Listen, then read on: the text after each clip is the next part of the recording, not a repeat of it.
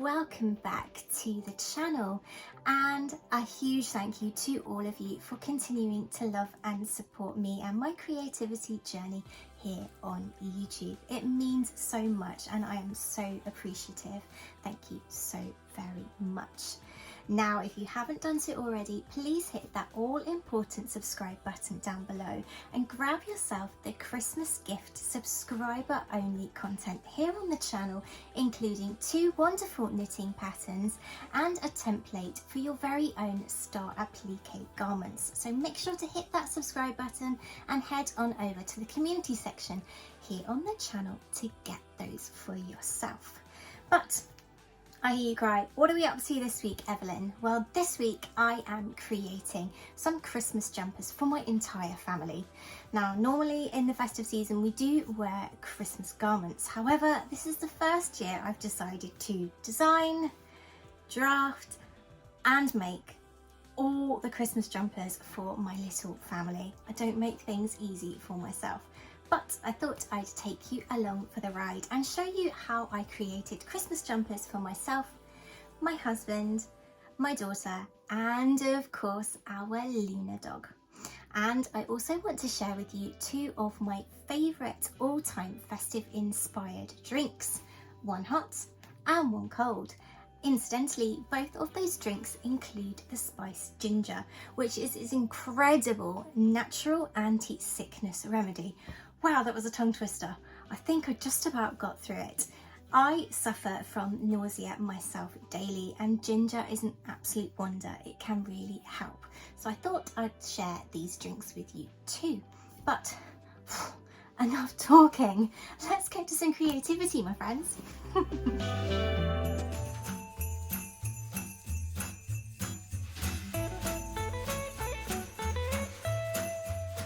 To draft the Christmas hoodies, I used the same principles shown in my bodice block and sleeve block tutorials. But instead of plotting bust, waist and hip measurements, I used the largest of these 3, adding ease to draft the width of the pattern. Using the same techniques as I would to create a block, I created the shoulder slope, necklines and arm side, simply adding an inch or 2 of ease to the usual measurements to make sure that these garments would be comfy and easy to wear. And all the links I refer to today are on cards and also in the description box. To draft the pouch pockets, I simply drew on style lines where I wanted the pocket to be. I then traced this shape, adding seam allowance to create a pocket pattern.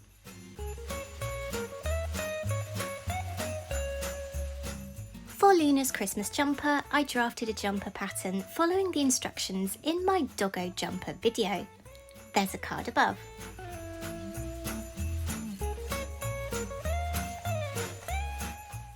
For my Christmas jumper, I used my all-in-one sleeve block pattern. Again, there's a card above, broken record time. But I added an inch of ease at the side seam and a ½ an inch of ease at the upper sleeve seam and neckline.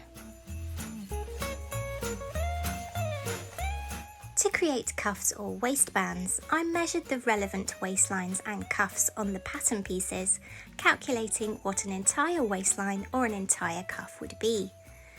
My cuff and waistband pieces will be made in stretchy ribbing and will measure 3/4 of the total waistline or cuff measurement in their length plus seam allowances. Width-wise, the pieces will be twice the desired finished width of the cuff or waistband plus seam allowances. For the hoods, I used the neckline measurements of the drafted patterns and neck to waist measurements to draft simple hoods as shown in my autumn cape tutorial.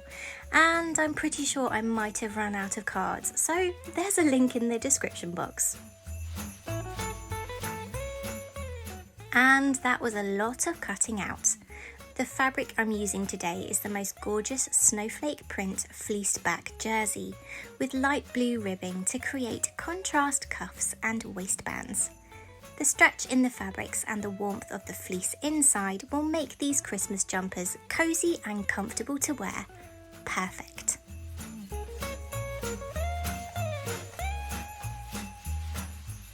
To begin, I've installed a stretch needle into my sewing machine and I'm going to begin with the cuffs and waistbands. Firstly, stitch them together along the short end, effectively creating rings of fabric, using a stretch stitch to help retain the stretch in your fabric.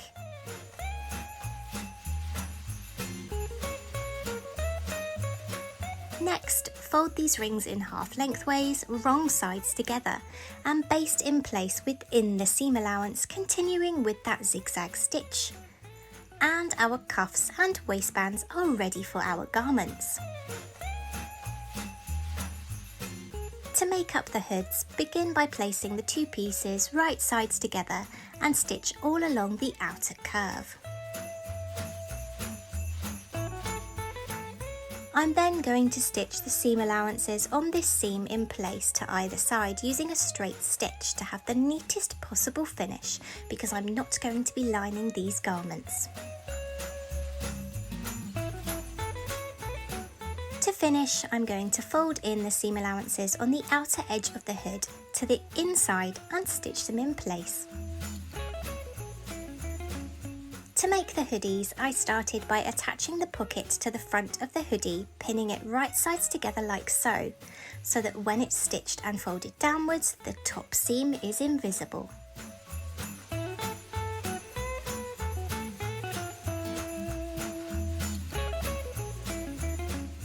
I also made sure that the open curved pocket edges are cut neatly and smoothly, as because this fabric doesn't fray at all, I'm not going to hem these edges in any way.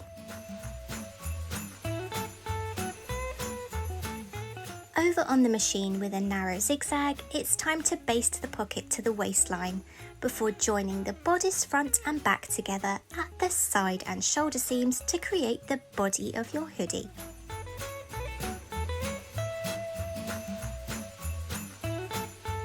Now sew the centre sleeve seam to create the sleeves. And I'm going to attach my cuffs now, pinning and sewing them along the wristline of the sleeves, right sides together, before attaching the sleeves to the garment. So much easier.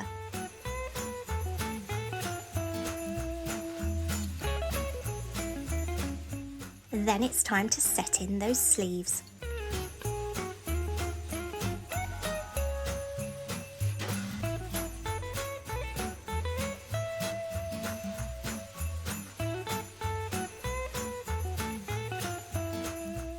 Now all that's left is to attach the hood at the neckline and the waistband at the waistline, pinning them right sides together before stitching them on.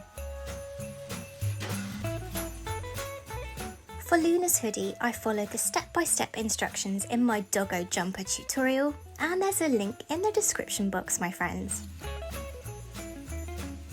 I began by attaching her little leg band cuffs,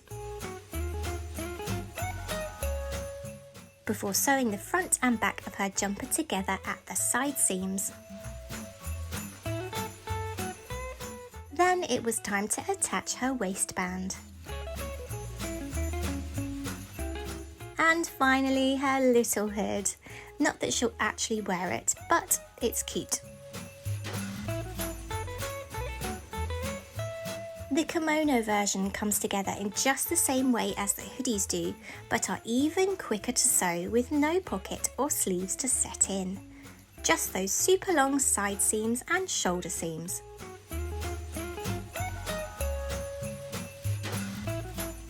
And then it's time to attach the waistband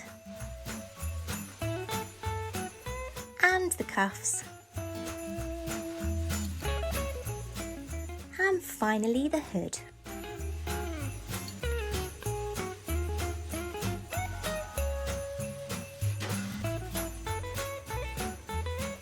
The first festive drink that I would like to share with you, my friends, is a chilled drink, a mocktail that I've named the Scarlet O'Hara.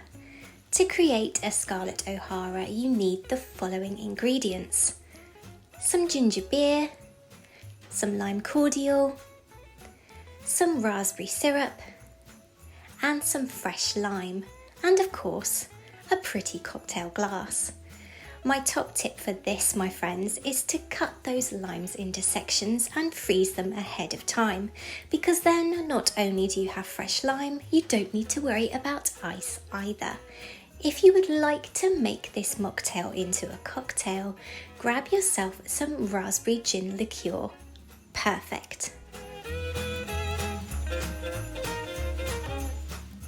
To mix a Scarlett O'Hara, begin by placing your raspberry liqueur or syrup into the bottom of your glass, followed by your lime cordial, and then topped with your ginger beer and your fresh frozen lime. As the lime begins to defrost inside your drink, you can squeeze that wonderful fresh lime juice in too. Delicious.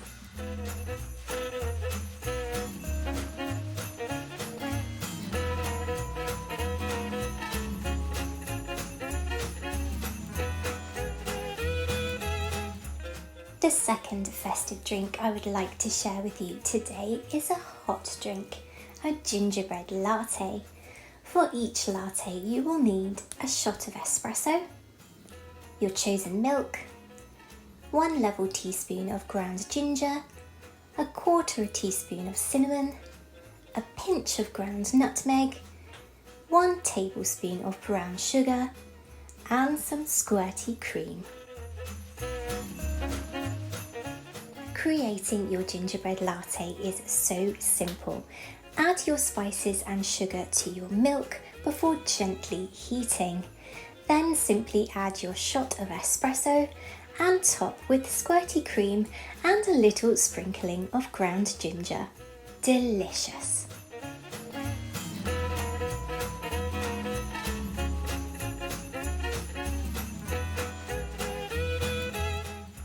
And now it's time for the reveal.